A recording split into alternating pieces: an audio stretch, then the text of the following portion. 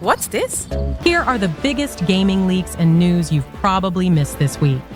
All right, let's just get straight into the clown show that is Steam's new rule. Valve just added a fresh rule, number 15. They used to have 14, now it's 15. Math, I know. This new one, it bans stuff not because it's illegal, but because payment processors like Visa, MasterCard, and PayPal just don't vibe with it. That's right, Valve doesn't run their own store anymore. Visa does. PayPal does. The almighty credit card gods. So what's happening? Hundreds of games just Thanos snapped out of existence. Developers got a $100 sorry bro coupon. That's it. That's the compensation. This is just the tip of the iceberg. Expect way more because the people on the receiving end are pissed. Fans are freaked out, but the folks who lobbied for this, absolutely loving it. Victory lap central. Steam used to have 14 rules for devs. Just recently, bam, Rule 15 shows up. It bans anything that may violate payment processor rules. Not does, just may. Super vague. This is beyond the old no illegal stuff, no shock value,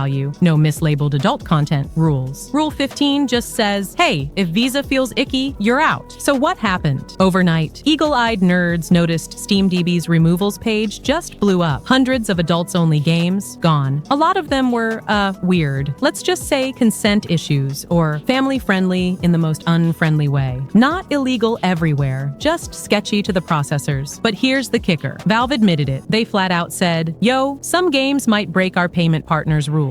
Not do, just might. So they just wiped out all those games, handed out $100, and called it a day. Didn't even pretend to fight. And honestly, they can't. Without Visa and MasterCard, Steam would be as dead as ET cartridges in a landfill. They run the world, man. Valve isn't gonna build their own bank. That's a comedy skit waiting to happen. But here's what everyone forgets. Who started this? Well, the collective shout group from Australia, apparently. Thanks, Australia. All it took was about 1,000 people spamming emails to payment processors and boom, Valve caves. That's less people than the average Among Us lobby. The group claimed they got harassment for their campaign and, surprise, they used that as extra ammo. MasterCard and Visa, they see the headlines, freak out, and start swinging. Now, this isn't their first rodeo. Collective Shout have been campaigning since 2009. They've gone after GTA Detroit, Become Human, 50 Shades, pretty much anything that might make Karen clutch her pearls. Sometimes they win. Sometimes they don't. But this time, they went straight for the wallet. No Valve emails, just payment processors. That's how you play the meta. If you can scare a payment processor, you win. Valve promise. Back in 2018, they'd never cave to payment processors or special interests as long as the content wasn't illegal or trolling. Fast forward to now, oops, they cave. Rule 15 is vague on purpose. May violate is just their way of preemptively dodging any fight. Don't like it? Too bad. Visa said no, so now everyone says no. Why is this dangerous? Because now 1,000 emails can change the rules for everyone. And this isn't just about gross games. Payment processors have flagged LGBT content before, just for being adult. It's not a conspiracy, it's just lazy broad strokes moderation. If it keeps going, what's next? Visual novels? Mods? Anything with a butt? No one knows. Oh, and while I'm at it, itch.io also got dunked on. They had to hide 21,000 games just to keep their payment processors happy. Some of these are award-winning, some are, yeah, weird, but most aren't illegal. Devs can't even pull their funds while their accounts are being reviewed. Itch is like Steam's baby cousin, and they got hit even harder. So what now? Well, devs are fighting back. There's a petition to the UK government asking for legal products to be protected from payment processor drama. But does anyone really think this will fix it? Valve said they'd fight for devs in 2018. In 2025, they just roll over and take a nap. Even Tim Sweeney's more of a fighter, and he literally invented Fortnite dances. Point is, any content payment processors find objectionable could be next. Today, it's a weird hentai game. Tomorrow, it's your favorite indie dating sim. New laws in the UK and Australia just add fuel to the fire. You may hate some of this stuff, but laws written for them might hit you later. The scary part, these aren't democratic decisions. To play a game, Forza Horizon 3 is on my screen, so that's what I'm playing in my meeting room. It looks gorgeous. Beautiful game.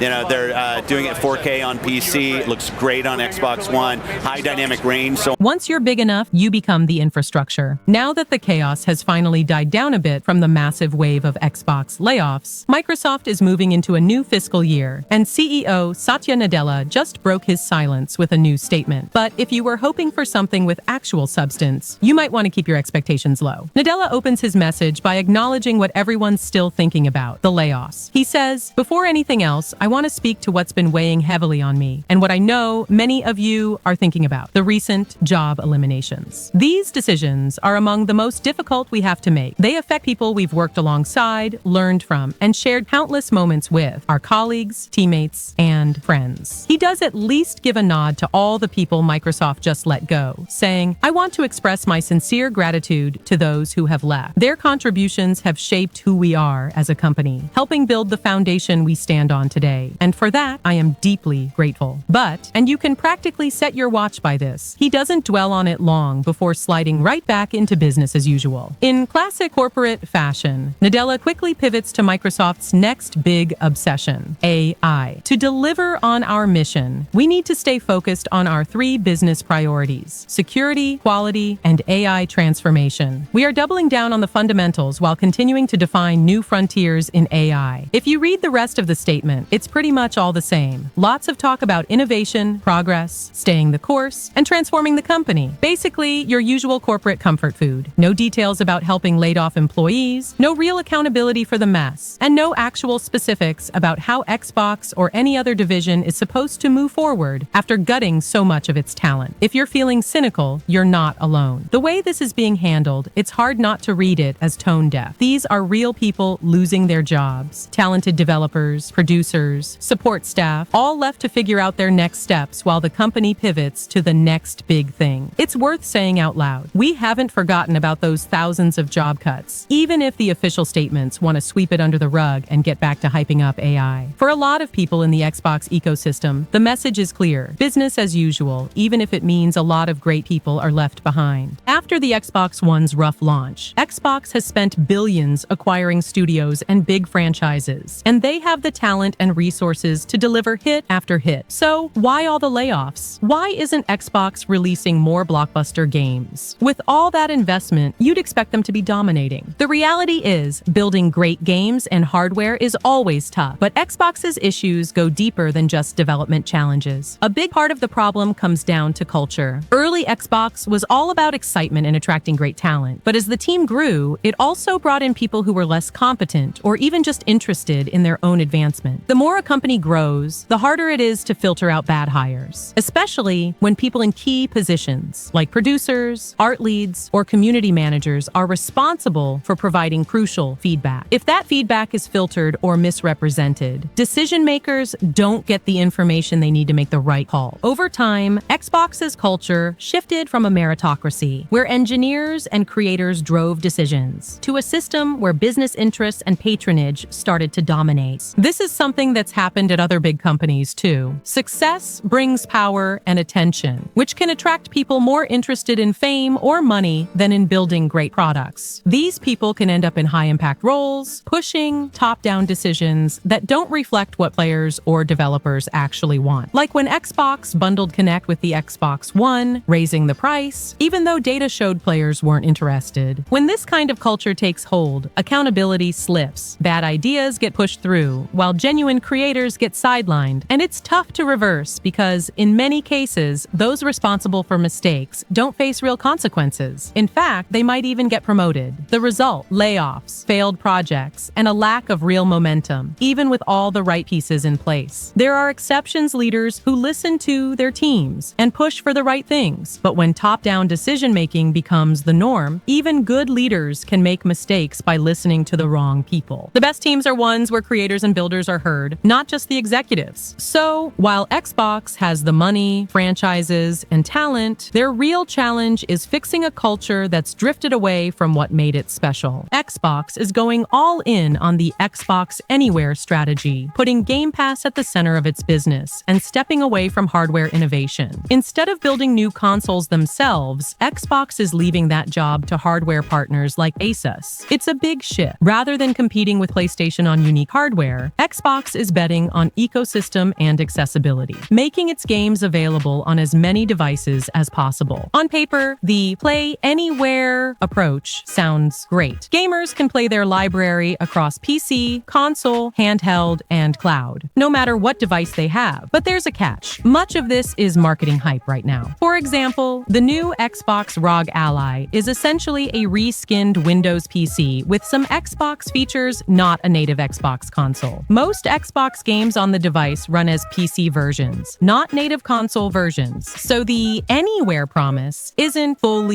realized yet. This shift didn't happen overnight. Xbox was originally built as Microsoft's answer to PlayStation's dominance in the living room. The first Xbox focused on making game development easier, winning developers over with good tools and exclusive games, and providing a console that just worked out of the box. It paid off. By 2012, Xbox was a multi-billion-dollar business with strong first-party titles and a loyal fan base. Now the landscape looks totally different. The latest handheld announcement, essentially a modified Windows device, raises a big question. Why buy Xbox-branded hardware at all when you can just play Xbox games on a PC or even another console? Especially with no exclusive titles driving hardware sales, there's little incentive for gamers to invest in new Xbox-branded hardware. Meanwhile, Xbox has struggled to deliver new hit exclusives. Key games like State of Decay 3, Perfect Dark, and Fable have been in development for years, with no sign of release. At the same time, Microsoft is laying off staff, and it's unclear whether the hardware teams or those working on delayed titles will be affected. The company's ability to ship big games at scale, something it used to excel at, just isn't there right now. Another complication is pricing. The ROG Ally handheld isn't cheap, about $600 for the base model, and since it's essentially a repackaged PC, it doesn't have the price advantage that dedicated consoles once had. Competing options like the Steam Deck, which uses Linux and supports a wide range of games at a lower cost, make the Xbox handheld a tough sell. The bigger picture, Xbox seems to be slowly exiting the hardware business altogether, pushing everyone towards Game Pass as the main reason to stay in the Xbox ecosystem. While Game Pass offers a lot of value, the lack of new first-party hits and real hardware innovation leaves the brand feeling directionless. Even big moves, like charging $80 for Outer Worlds 2, look like an attempt to monetize Game Pass subscribers rather than build excitement around a platform. So, as Xbox approaches its 25th anniversary, the main question is, what's next? Will the brand manage to deliver new games and experiences that give people a reason to care about Xbox hardware? Or will everything be outsourced and the Xbox name simply become another sticker on someone else's PC? A bombshell just dropped in the world of Grand Theft Auto 6. 87 pages. 87 meticulously crafted, mind-blowing pages, quietly making the rounds online. This isn't your average Reddit thread or a grainy YouTube leak. It's a full-scale, frame-by-frame autopsy of Rockstar's second trailer and every shred of official media, crafted by a coalition of the most obsessed GTA sleuths, mappers, and digital detectives out there. It's not hype. It's not clickbait. This is the closest thing fans have ever had to a working blueprint of Rockstar's master plan. Let's get into what they found, because if even half of this is true, we're looking at the most ambitious Grand Theft Auto yet. Ambrosia, the heartbeat of GTA 6's underworld. Right away, the leak fixates on Ambrosia, a fictional, rural slice of Florida that's emerging as the game's next big story hub. It's not just set dressing. This is where the story's pulse beats, with scenes like the infamous bikini car wash, blink, and you'll miss it in the trailer, being directly tied to old, nearly forgotten leaks. Names, faces, even cars are all cross-checked. Suddenly, the blurred background becomes the centerpiece. Even more wild, there's evidence that Rockstar took entire pieces of the 2022 leaked build, locations, assets, entire sequences, and kept them for the final game. If that's true, the map fans have been piecing together might be dangerously accurate. A criminal ecosystem ready to erupt, multiple criminal factions are exposed. There's the San Forsan Haitian gang, teased in that legendary 2022 leak, and then confirmed in a blink and you'll miss it trailer moment. The final chapter, Motorcycle Club, spotted rumbling through Ambrosia, sets the stage for a revival of full-blown biker chaos. And then there's the mysterious Port Gilhorn crew, flashing in Rockstar's art like a coded message. What does it all add up to? Turf wars, real territory control, a dynamic underworld where your choices shift the power map of Leonida. Guns, gangs, and grit. A whole new arsenal. This isn't just about who you fight, it's how you fight. The leaked paper breaks down a gun system that looks more tactical and granular than anything Rockstar's done before. Classics like the M1911? Back. Shotguns like the Mossberg 590? You bet. But now you're kidding them out. Red dot sights, extended mags, barrel swaps, even flashlight mods. It's military sim meets GTA chaos, putting way more control in the player's hands. Vehicles and movement. GTA hits the fast lane. Forget just supercars and muscle. This leak says we're getting everything from Pegassi hypercars, think Lamborghini Aventador, to classic BMW drop tops, airboats for slicing through the Everglades,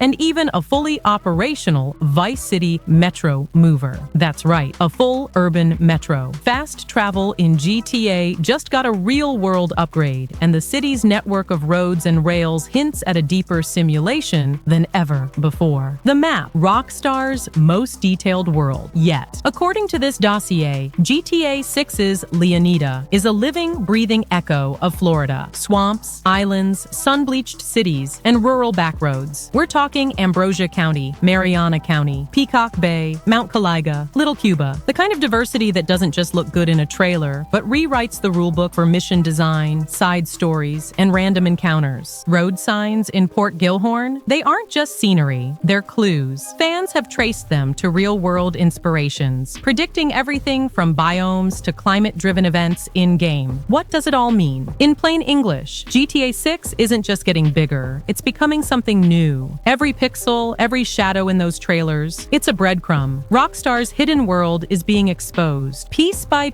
a fan base that refuses to blink. This document doesn't just predict features, it reads like a secret codebook, connecting the dots between leaks, official teasers, and the things Rockstar didn't want you to notice. If even a fraction of these discoveries make it into the final game, GTA 6 could easily redefine open-world gaming as we know it. And the real twist? This isn't the end. The leak is out there, but the hunt for Rockstar's secrets is just beginning. Welcome to the next era of Grand Theft Auto, where nothing is safe, and every fan theory just got a shot of adrenaline. Let's break down everything we know about Jason Duval in Grand Theft Auto 6 and what his character means for the story. First, Rockstar describes Jason as someone who wants an easy life, but keeps getting pulled into tougher situations. The game seems to follow the classic Rockstar rags to riches formula, showing Jason's struggles and what's motivating him in Vice City. Jason grew up around criminals, tried to turn things around with a stint in the army, but ended up back in the Keys, working for drug runners. Now, there's a sense he's looking to change his path. A lot of discussion online has focused on Jason's military background. His look, his stance, even his haircut give off that vibe. In the second trailer,